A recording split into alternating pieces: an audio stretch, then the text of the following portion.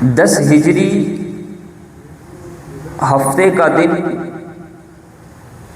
25ویں رات آپ صلی اللہ علیہ وسلم نے اعلان فرمایا کہ میں حج کے لیے جانا چاہتا ہوں اس سال۔ اس اعلان کے بعد اطراف و اقناط سے قافلے جمع ہونا شروع ہوئے اور لوگ آنا شروع ہو گئے۔ انہوں نے کہا کہ یہ ہماری سعادت ہے، خوش بختی ہے کہ کسی کو حج میں کوئی امیر میسر آ جائے، وہ کسی کی امارت میں، سرپرستی میں، اقتداء میں حج کرے۔ ہماری یہ سعادت ہے کہ ہم اس شخصیت کی اقتداء میں حج کریں گے جو صرف حج والوں کا امام نہیں، نبیوں کا بھی امام ہے۔ گویا کہ حج میں 2 سعادتیں نصیب ہوں گی۔ ایک سعادت حج کی، ایک طرف بیت اللہ کا دیدار ہوگا، دوسری طرف آمنہ کے لال محمد الرسول اللہ کا دیدار ہوگا۔ ایک طرف حج کر رہے ہوں گے تو دوسری طرف دیدار کر رہے ہوں گے۔ ایک طرف خطبہ سن رہے ہوں گے، یہ سعادت ہے، اور دوسری طرف نگاہیں آمنہ کے لال کے چہرے کی زیارت کر رہی ہوں گی، یہ اس سے بڑی سعادت ہے۔ تو لوگ جمع ہونا شروع ہوئے۔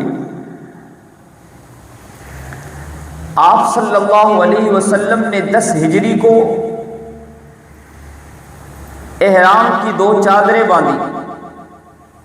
یمن سے کپڑا آتا تھا جو حضور علیہ السلام استعمال فرماتے تھے، اور یہ احرام کی چادروں کا کپڑا بھی یمن سے آیا۔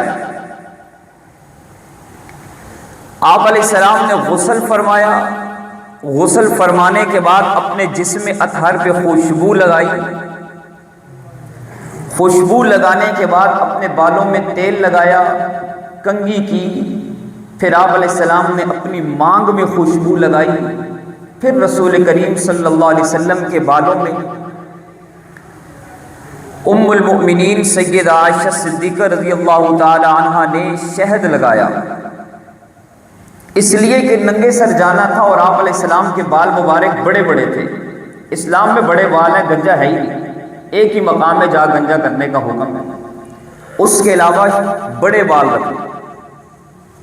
ساری زندگی آپ علیہ السلام نے گنجا نہیں کروایا، کچھ مقام ہے بس۔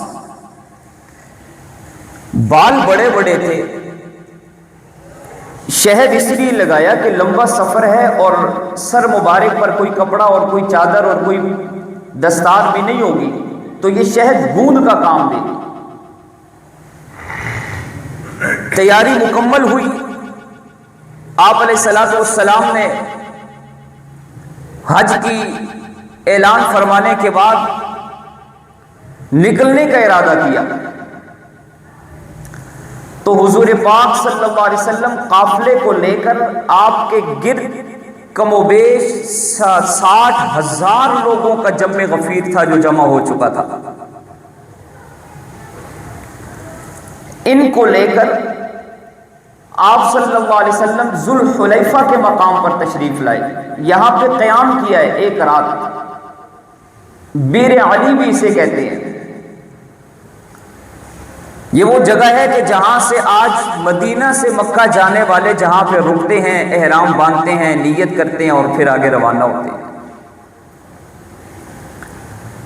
یہاں پہ رکے۔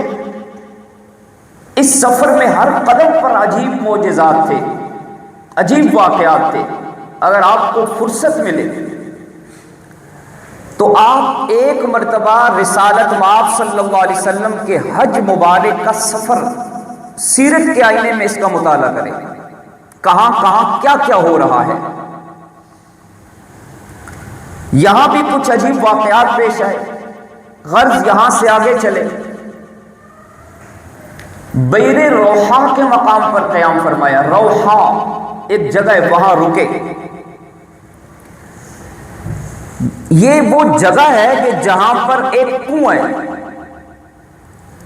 اور اس کنویں میں اللہ کے نبی صلی اللہ علیہ وسلم نے پانی پیا۔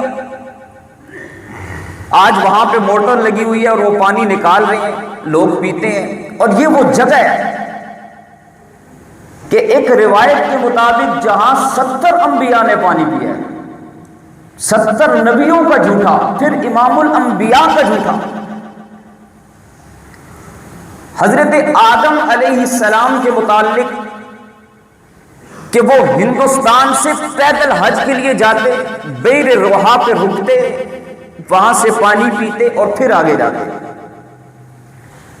آدم علیہ السلام اور اما حوا، ان دونوں کی وفات بھی بیت اللہ کے اطراف میں ہوئی، اور ایک روایت کے مطابق ان دونوں کی قبر مبارک بھی وہی بیت اللہ کے قرب میں کہیں ہے۔ اور ہر سال حج فرمایا ہے، ہر نبی نے حج کیا ہے۔ یہاں سے جب آگے چلے ہیں روحا سے، روحا پہ پانی پیا اور پھر آگے چلے، مختلف مقامات پہ رکے، لیکن ایک عجیب بات یہ پیش آئی کہ آپ جا رہے ہیں ایک راستے پر، ایک ٹریک پر، اور آپ کے پیچھے اصحاب کا ایک جمع غفیر 70,000 لوگوں کا قافلہ ہے، مرد بھی ہیں، خواتین بھی ہیں، ازواج مطہرات بھی شامل ہیں۔ چلتے چلتے جب ابوا کے مقام پر پہنچے، یہاں پہنچ کر آپ صلی اللہ علیہ وسلم نے اپنا رخ مبارک پھیر لیا، یعنی راستہ یہ ہے چلنے کا۔ آپ یہاں سے راولپنڈی جا رہے ہیں اور آپ مارگلہ سے گزرے، تو بجائے سیدھا راستہ جانے کے آپ ایک طرف مڑ کر مارگلہ کے پہاڑوں پہ چڑھ جائیں اور دور پہاڑوں پہ چلے جائیں۔ اس طرح کیا آپ علیہ السلام نے کہ حضور جا رہے ہیں اور آگے ابوا کی بستی پہ انتظام موجود ہے قیام کا، خیمے لگے ہوئے ہیں۔ بجائے ابوا جانے کے حضور علیہ السلام پہاڑوں کی طرف مڑے، اور جب حضور مڑے تو آپ کے پیچھے 70,000 لوگوں کا قافلہ، اور یہاں پہنچ کر اور بھی بہت سے قبائل جمع ہو گئے تھے، وہ سب حضور کے پیچھے پیچھے کم و بیش 10 میل کا سفر طے کیا۔ 10 میل کا سفر طے کرنے کے بعد ابوا کے سنگلاخ پہاڑوں پر ایک مقام پر پہنچے۔ اس جگہ پر پتھروں سے بنائی گئی ایک چھوٹی سی نشانیاں ہیں۔ حضور پاک صلی اللہ علیہ وسلم وہاں پہنچے اور وہاں بیٹھ گئے، اور پھر وہاں سے آگے نہیں گئے، وہاں پہ قیام کیا ہے، ایک رات وہاں گزاری ہے۔ ابوا کے پہاڑوں پر یہ جو جگہ ہے، جس جگہ میں حج کے سفر میں رسول کریم صلی اللہ علیہ وسلم رکے ہیں اور راستے سے ہٹ کے رکے ہیں، اور جہاں پہ رکنے کا مقام نہیں، سونے کی جگہ نہیں، خیمے لگانے کی جگہ نہیں، لیکن وہاں پر ایک دن گزارا، ایک رات گزاری۔ یہ وہ جگہ ہے کہ جہاں آج سے 53 سال پہلے، اب عمر مبارک 63 سال، آج سے 53 سال پہلے جب حضور علیہ السلام کی عمر مبارک 6 سال کی تھی، تو آپ صلی اللہ علیہ وسلم حضرت آمنہ کے ساتھ، اپنی والدہ محترمہ کے ساتھ یہاں سے گزر رہے تھے، اور یہاں سے گزرتے ہوئے حضرت آمنہ رضی اللہ تعالی عنہا کی اس جگہ پر وفات ہوئی ہے۔ رسول کریم صلی اللہ علیہ وسلم کی ولادت سے پہلے آپ کے والد محترم حضرت عبداللہ کی وفات کہاں ہوئی ہے؟ مدینہ طیبہ میں ہوئی ہے۔ ان کی قبر کہاں ہے؟ ہمارے نبی کے والد کی قبر کہاں ہے؟ مدینہ طیبہ میں ہے۔ جب حضور علیہ السلام کی عمر 6 سال ہوئی تو حضرت آمنہ رضی اللہ تعالی عنہا نے آپ کے دادا جان سے اجازت چاہی کہ میں اپنے شوہر حضرت عبداللہ کی قبر پہ جانا چاہتی ہوں، تو انہوں نے اجازت دی۔ حضرت آمنہ نے اونٹنی کو لیا، سواری کو لیا، 7-6 سال کا بچہ ہے، رسول کریم صلی اللہ علیہ وسلم ہے، اور ساتھ ایک نوکرانی ہے ام ایمن۔ یہ 3 بندوں پر مشتمل قافلہ مدینہ آیا ہے، پھر مدینہ سے واپس جا رہے ہیں۔ تو ابوا کے مقام پر جب پہنچے، اس جگہ پر پہنچ کر جس کو اللہ نے ہزاروں سال پہلے منتخب کیا تھا کہ یہاں میرے محبوب کی والدہ کا انتقال ہوگا، اور ساتھ کوئی بھی نہیں ہے، تنہا حضرت آمنہ ہے، ام ایمن ہے، نوکرانی ہے، خادمہ ہے، 6 سال کا بچہ رسول کریم صلی اللہ علیہ وسلم کی صورت میں، کہ جنہوں نے باپ کو دیکھا نہیں۔ یہ والدہ کون ہے؟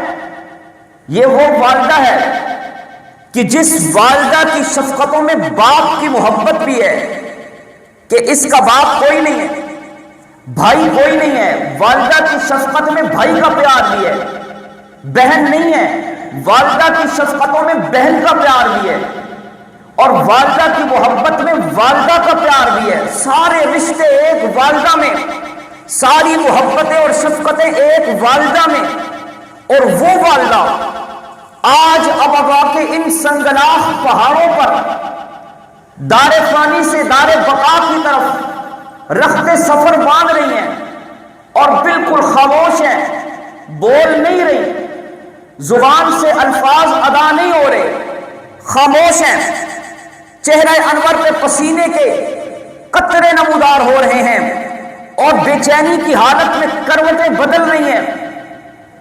اس دوران آپ صلی اللہ علیہ وسلم کی آنکھیں اشکبار ہیں، اور آپ علیہ السلام اپنی والدہ کے سینہ اقدس پہ سر رکھ کے رو رہے ہیں، اور کہہ رہے ہیں کہ اماں جان، آپ کو پتا تھا میرا آپ کے سوا کوئی نہیں ہے، نہ میرا باپ ہے، نہ میرا بھائی ہے، نہ میری بہن ہے، میرا تو سب کچھ آپ ہی تھی، آپ مجھے تنہا ان سنگلاخ پہاڑوں پہ چھوڑ کے کہاں جا رہی ہیں؟ حضرت آمنہ نے الفاظ نہیں ادا ہو رہے، پوری قوت کو جمع کیا اور زندگی کے آخری الفاظ یہ بولے۔ حضرت آمنہ نے فرمایا کہ بیٹا، کل حی میت وکل جدید بال، بیٹا اس کائنات میں ہر انسان نے، ہر ذی روح نے موت کا ذائقہ چکھنا ہے، اور ہر جدید پر، ہر عروج پر زوال آنا ہے، ہر جوانی نے غروب ہونا ہے، ہر صبح نے شام میں بدلنا ہے، یہاں سب نے چھوڑ کے چلے جانا ہے۔ وَإِنِّي قَدْ وُلِدْتُ طُهْرًا، یہ وہ آخری الفاظ تھے حضرت فاطمہ کے۔ فرمایا کہ یقیناً میں نے ایک ایسے بچے کو جنم دیا ہے کہ جس کی روشنی سے پورا عالم، زمین و آسمان معطر اور منور ہوں گے۔ یہ کہا اور آنکھیں بند کر لی، وہاں کوئی نہیں ہے، تنہا ہے۔ آپ علیہ السلام نے فرمایا تھا، میری امت کے لوگوں، جب تم پہ کوئی غم آئے، کوئی دکھ اور پریشانی آئے، تو مجھ محمد الرسول اللہ کے دکھوں کو یاد کرنا، تمہیں اپنے غم ہلکے لگیں گے، اپنے دکھ تم بھول جاؤ گے کہ مجھ پہ اتنے غم آئے۔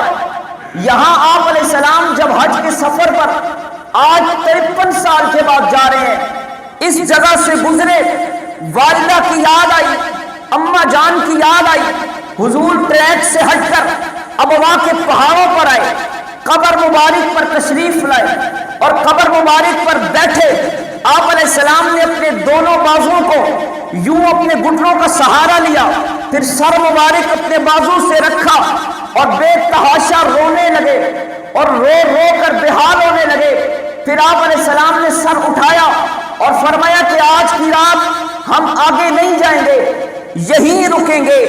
اور 53 سال کے بعد حج کے سفر کے دوران ابوا کے مقام پر اپنی والدہ کے پاس آپ علیہ السلام نے ایک رات قیام فرمایا ہے۔